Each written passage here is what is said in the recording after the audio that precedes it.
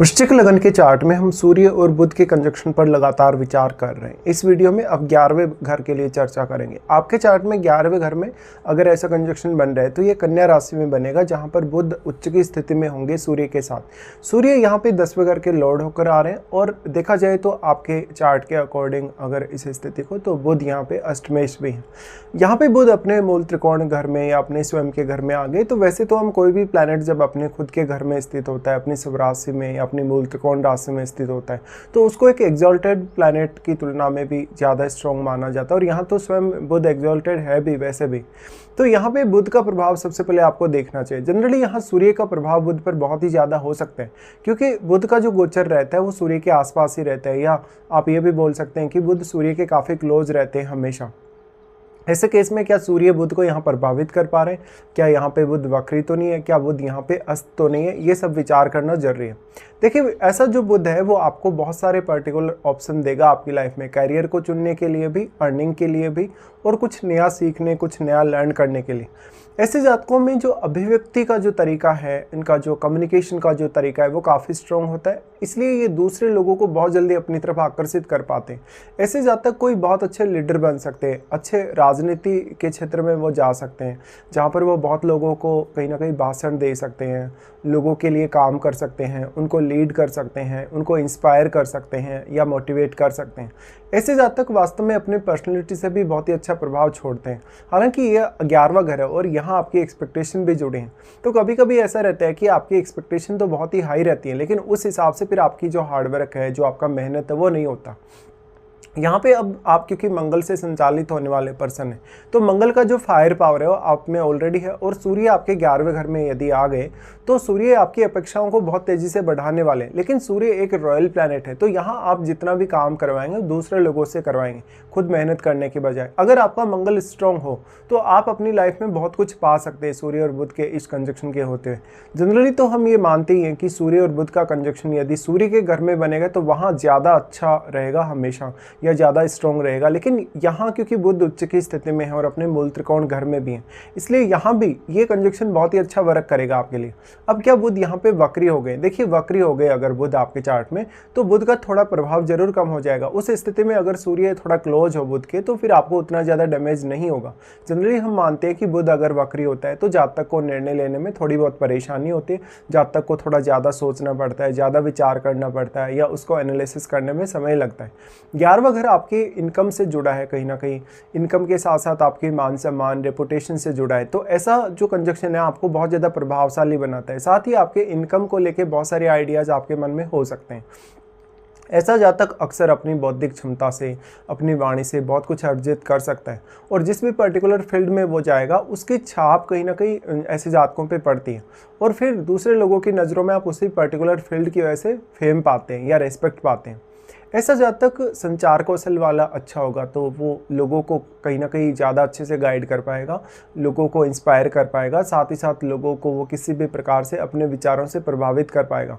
ऐसे जातकों का अक्सर आपने देखा होगा कि जो भी बड़े लीडर लोग हैं, जो भी ऐसे लोग हैं जिनकी बात हमेशा लोग मानते ही हैं ज़्यादातर, या आपके ये भी बोल सकते हो कि जो फैन फॉलोइंग है वो काफ़ी होगी आपकी, तो आप पब्लिकली कहीं ना कहीं इस तरीके के कार्यों से जुड़े हो सकते हैं, जहां पर बहुत लोगों के सामने आपको जानने का मौका मिलता है, जहां पर बहुत लोगों के साथ आपका इंटरेक्शन होता है, चाहे वो कैसे भी है, किसी भी फील्ड में है। ऐसे जातक अब बिजनेस करने में भी बहुत ही ज़्यादा सफल होगा, और क्योंकि सूर्य 10वें घर के लॉर्ड है, इसलिए वो अपने कैरियर में जो कुछ वो चाहता है उसको वो प्राप्त करने की क्षमता रखता है। अगर मंगल भी काफ़ी स्ट्रॉन्ग हो आपका, अगर आपके चार्ट में बृहस्पति काफ़ी स्ट्रॉन्ग हो, तो आप काफ़ी धनवान भी होंगे, और आप अपनी लाइफ में जो भी सोच कर चल रहे हैं, जो भी कुछ पाने के लिए देख रहे हैं, उसको आप अवश्य पाएंगे।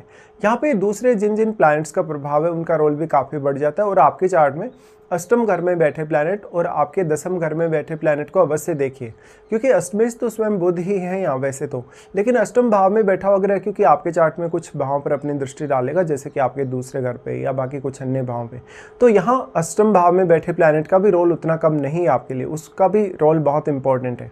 इसी तरीके से अष्टम में बैठा प्लैनेट हमेशा दूसरे घर को प्रभावित करता है। वो आपके खान पान, आपके रहन सहन, आपके फैमिली रिलेशंस, आपकी सेविंग वगैरह, आपके पैसे के लिए जो आपकी सोच है, पैसा अर्न करने के साथ साथ जो पैसे को मैनेज करने की जो आपकी सोच है, उसको वो प्रभावित करता है।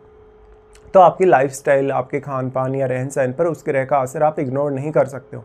इसी तरीके से अष्टम भाव के थ्रू जो भी चेंजेज आते हैं, जो भी सडन चेंजेज आते हैं, उनके मामले में भी ये सूर्य और बुध का कंजक्शन बहुत बड़ा रोल प्ले करने वाला है आपकी लाइफ में।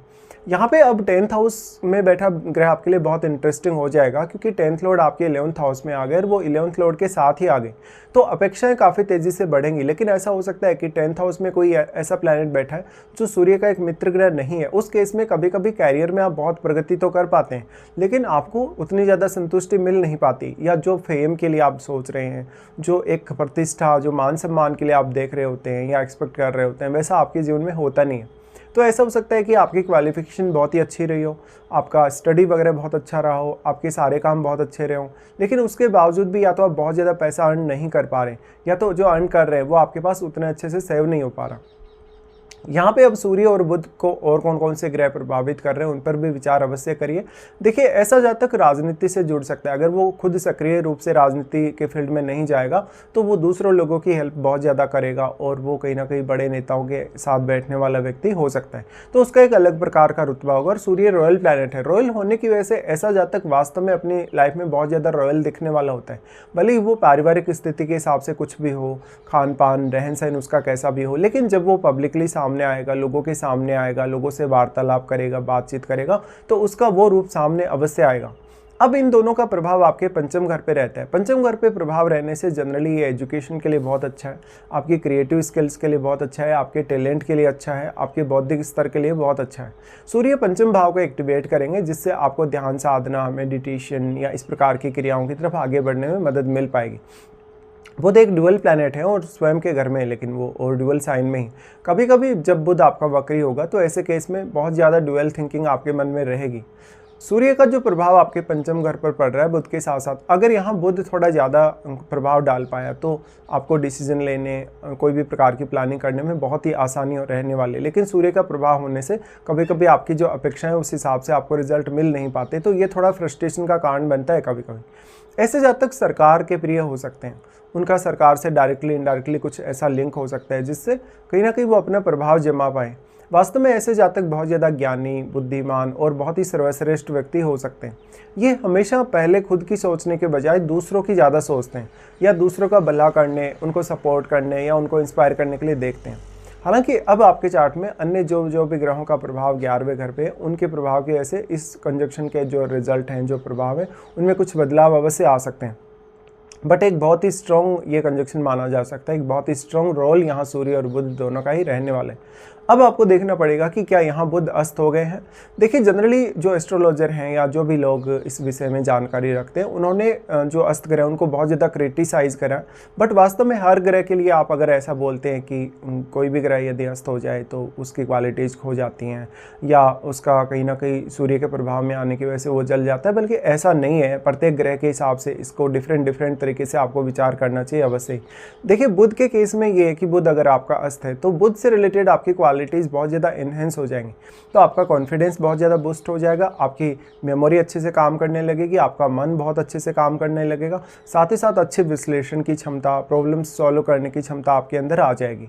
इसी तरीके से यहाँ जो बुध की अगर स्थिति अस्त है तो फिर आपको अष्टम भाव से ज्ञान प्राप्त करना आसान हो जाता है, अष्टम भाव से रिलेटेड नॉलेज प्राप्त करना भी काफ़ी आसान हो जाता है, और सूर्य अपना फिर डोमिनेंस सिद्ध करेंगे। इस वजह से आपके मान सम्मान में वृद्धि होती है, प्रतिष्ठा में वृद्धि होती है, लोगों के साथ आपका नेटवर्क बहुत बेहतर होता है। अगर आप बिजनेस करते हैं तो बिजनेस में ग्रोथ काफ़ी अच्छी रहती है।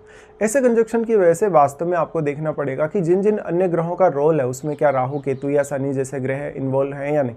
अगर ऐसे ग्रह इन्वॉल्व हैं तो ये भयंकर असंतुष्टि दे सकते हैं कभी कभी। इस प्रकार का कंजक्शन, क्योंकि सूर्य पिता के कारक हैं, तो हो सकता है आपके जन्म के बाद पिता ने बहुत ज़्यादा आर्थिक रूप से प्रोग्रेस की हो, आपकी फैमिली, आपकी लाइफस्टाइल काफ़ी ज़्यादा बदली हो। इसी तरीके से यहाँ पर अन्य जिन जिन प्लैनेट्स का प्रभाव है आपके 10th हाउस पे, आपके इवन 8th हाउस पे, आपके यहाँ पे 11th हाउस पे, उन प्लैनेट्स को देखिए, उन प्लैनेट्स के हिसाब से विचार अवश्य करिए।